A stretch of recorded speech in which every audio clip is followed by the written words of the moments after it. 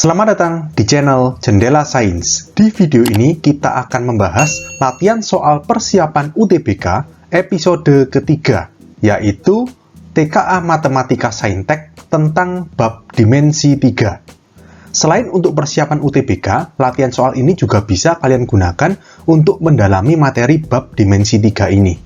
Oke, simak terus video ini sampai akhir. Soal yang pertama. Diketahui kubus ABCDEFGH dengan panjang rusuk 4 cm. Jika titik P pada CG dan titik Q pada DH dan CP sama dengan DQ sama dengan 1 cm, maka bidang PQEF mengiris kubus tersebut menjadi dua bagian. Volume bagian yang lebih besar adalah titik-titik-titik. Agar tidak membingungkan, kita gambar kubus ABCDEFGH terlebih dahulu. Ini kubusnya. Lalu di sini diketahui panjang rusuk 4 cm.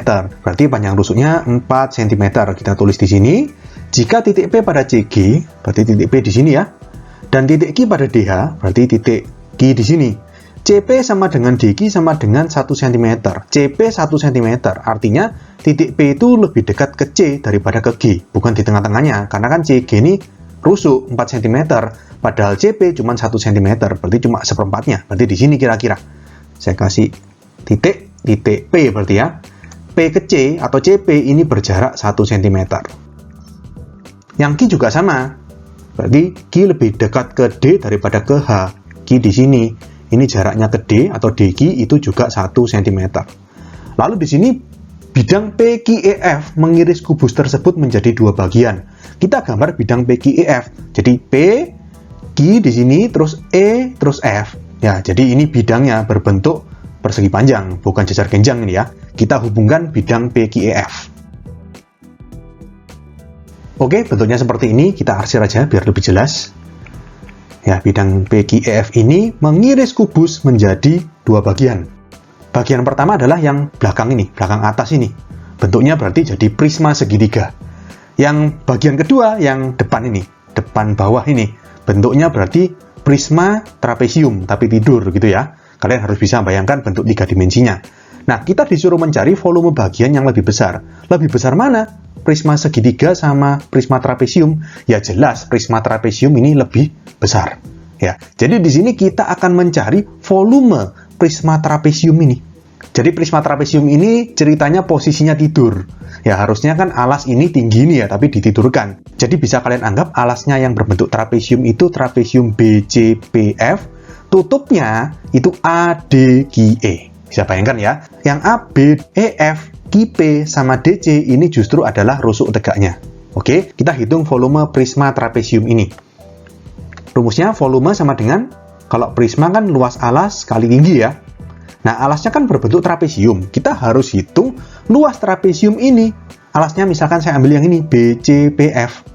Berarti di sini karena alasnya berbentuk trapesium, berarti luasnya adalah setengah dikali jumlah sisi sejajar A plus B dikali tinggi. Tingginya saya kasih nama tinggi T trapesium karena nanti dikalikan lagi sama T tingginya prisma TP. Ya, jadi di sini saya bedakan TT tinggi trapesium, TP tinggi prisma. Kita masukkan berarti sama dengan setengah dikali A plus B itu kan jumlah sisi sejajar.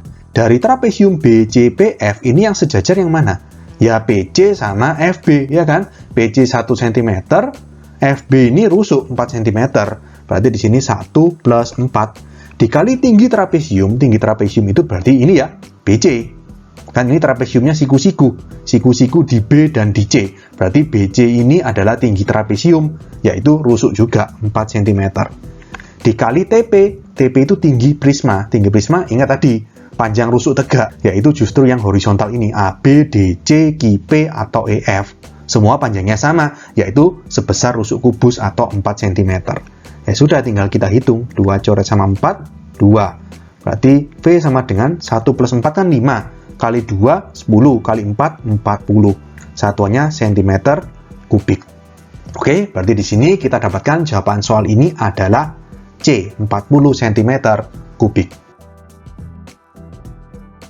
Soal berikutnya, diketahui limas beraturan TABCD dengan panjang rusuk 6 cm.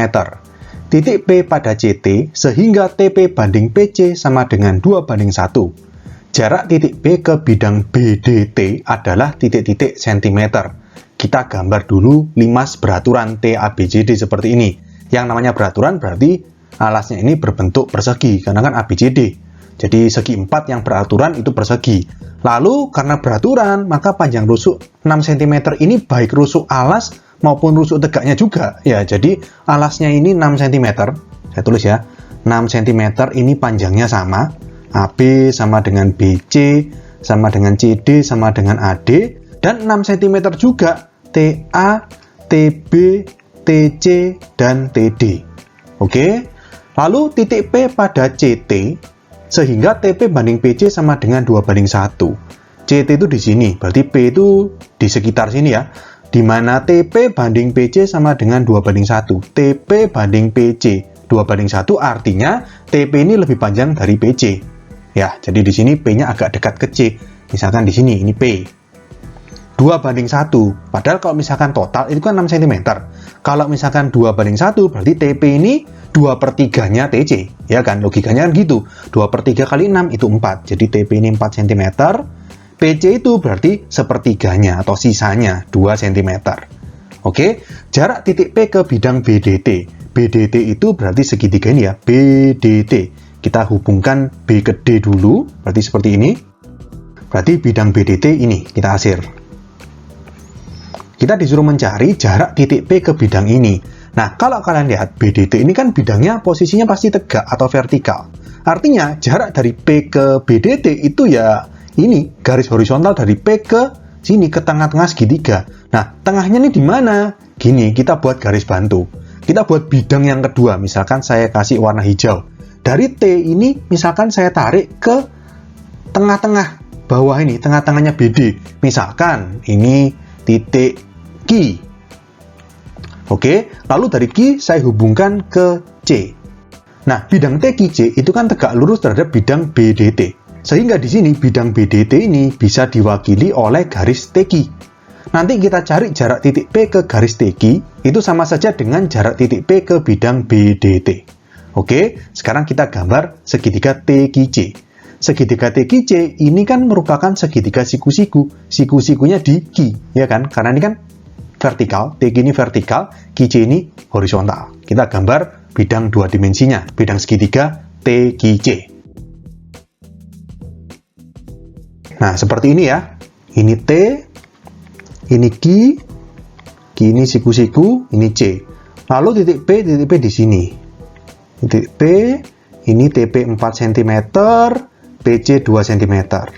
Nah, kita akan mencari jarak titik P ke garis TQ. Ini kan, dari titik P ke garis TQ. Ini, berarti dari sini ke sini.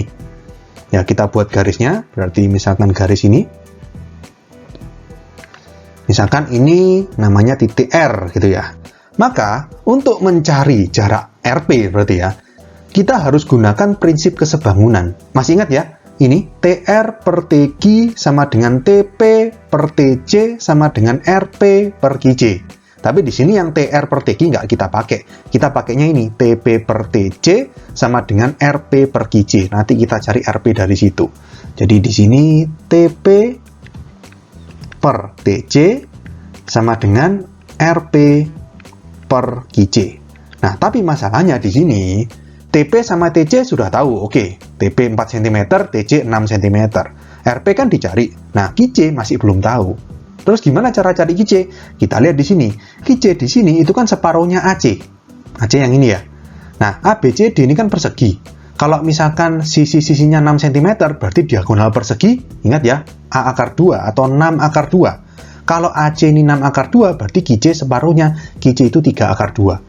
Jadi di sini QC kita tulis 3 akar 2 cm. Kita masukkan ke rumus ini kembali. TP itu 4 per TC itu berarti 6 ya. Sama dengan RP ditanyakan per QC 3 akar 2. 4 sama 6 dicoret 2 sama 3. 3 ini coret sama yang ini. Kita kali silang, ya sudah. RP sama dengan 2 akar 2 cm. Oke, RP ini tadi kan jarak titik P ke TQ. Atau kalau kita lihat kembali ke limas, RP ini tadi yang 2 akar 2 cm ini adalah jarak titik P ke bidang yang warna merah ini, bidang BDT. Berarti di sini soal ini kita dapatkan jawabannya adalah E, 2 akar 2. Oke? Soal berikutnya. Misalkan balok A, B, C, D, E, F, G, H dengan AB sama dengan 2 cm, BC sama dengan 1 cm, dan AE sama dengan 1 cm.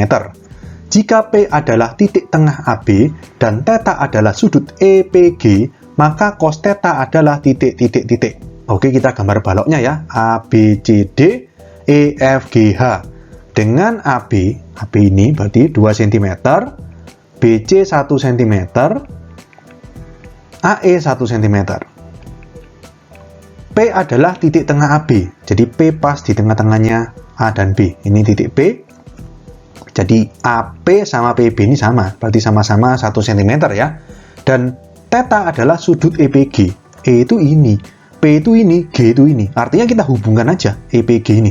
Sekalian aja dari G hubungan ke E balik, menjadi segitiga EPG. Kita hubungkan. Oke, ini adalah segitiga EPG. Theta itu berarti ini. Kita disuruh mencari cos theta. Nah, gini. Masalahnya, segitiga EPG ini kan kita nggak bisa pastikan ini segitiga siku-siku atau enggak. Ya, jadi karena kita nggak bisa pastikan ini segitiga siku-siku, kita nggak tahu mana samping, mana miring. Jadi untuk mencari cos theta, kita harus pakai aturan cosinus. Nah, sebelum cari aturan cosinus, kita cari dulu panjang masing-masing sisi ini. EP berapa, PG berapa, EG berapa. Oke, kita mulai cari EP. Nah, gimana cara cari panjang EP? Kita lihat. EP ini segitiga siku-sikunya EAP, ya kan? Segitiga siku-siku yang di depan ini. Siku-siku di A. Berarti EP ini sisi miringnya. Artinya bisa kita hitung panjang EP pakai prinsip Pythagoras. EP kuadrat sama dengan, berarti EA sama AP ya. EA kuadrat plus AP kuadrat. Berarti sama dengan EA itu 1 kuadrat plus AP itu juga 1. Kan separuhnya AB, ya kan? Jadi 1 plus 1, 2. EP kuadrat sama dengan 2, berarti kalau EP sama dengan akar 2 cm. Kita tulis di sini, EP itu akar 2 cm. Sekarang kita cari sisi berikutnya, PG. Nah, PG ini gimana ini? Segitiga siku-sikunya P, G, sama C ya. Kita gambar, kita buat garis bantu, dari P kita tarik ke C. Nah, siku-sikunya di C, tetapi gini, CG oke, tahu. CG ini kan 1 cm juga, sama seperti AE. PC masih belum tahu. BC harus kita cari dulu. Dari segitiga yang di alas ini, PBC. Ini siku-siku di B, ya kan? Jadi di sini kita cari PC dulu. PC kuadrat sama dengan PB kuadrat plus BC kuadrat. Sama dengan PB itu 1. Kuadrat plus BC 1 juga kuadrat. Ini PC kuadrat sama dengan 1 plus 1 berarti 2. PC sama dengan akar 2 cm juga. PC tahu akar 2 cm.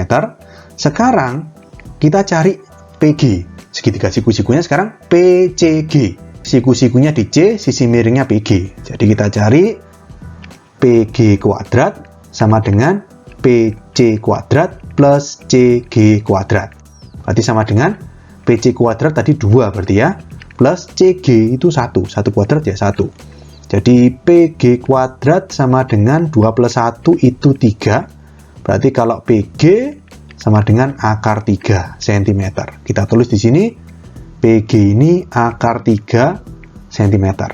Lalu kita cari yang atas ini, EG. EG ini dari segitiga siku-siku EFG.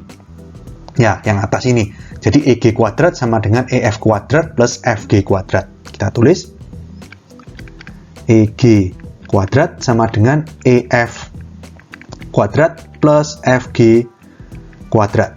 Berarti sama dengan EF itu 2, berarti 2 kuadrat plus FG itu 1 kuadrat. 2 kuadrat 4 plus 1, 5. Jadi EG kuadrat sama dengan 5. Jadi EG sama dengan akar 5 cm. Nah, EG tahu berarti panjang ketiga sisi segitiga ini tahu. Kita pakai aturan cosinus. Kita pakai dari sudut θ berarti seberang kuadratnya EG kuadrat berarti ya. Kita tulis EG kuadrat berarti sama dengan jumlah dari kuadrat sisi pengapit sudut itu, berarti EP sama PG. EP kuadrat plus PG kuadrat min 2 kali panjang sisi pengapitnya, EP kali EG dikali cos theta. EG kuadrat itu 5 sama dengan EP kuadrat itu 2 plus PG kuadrat itu 3 min 2 kali EP itu akar 2, EG itu akar 5 dikali cos theta. Di sini kita lanjutkan, 5 sama dengan 2 plus 3, 5 min 2 kali akar 2 kali akar 5 akar 10 ya. Jadi 2 akar 10 cos theta. Min 2 akar 10 cos theta kita pindah kiri, berarti jadi 2 akar 10 cos theta sama dengan 5 min 5, 0. Jadi cos theta sama dengan 0 dibagi 2 akar 10 ya tetap 0. Jadi cos theta sama dengan 0. Ya, kita dapatkan berarti jawaban soal ini adalah A. Oke, sekian untuk video kali ini. Untuk melihat video pembahasan soal-soal UTBK lainnya, bisa kalian klik thumbnail yang ada di sebelah kanan atas ini. Jika ada pertanyaan, saran, maupun kritik bisa kalian tulis di kolom komentar. Semoga bermanfaat dan sampai jumpa di video selanjutnya.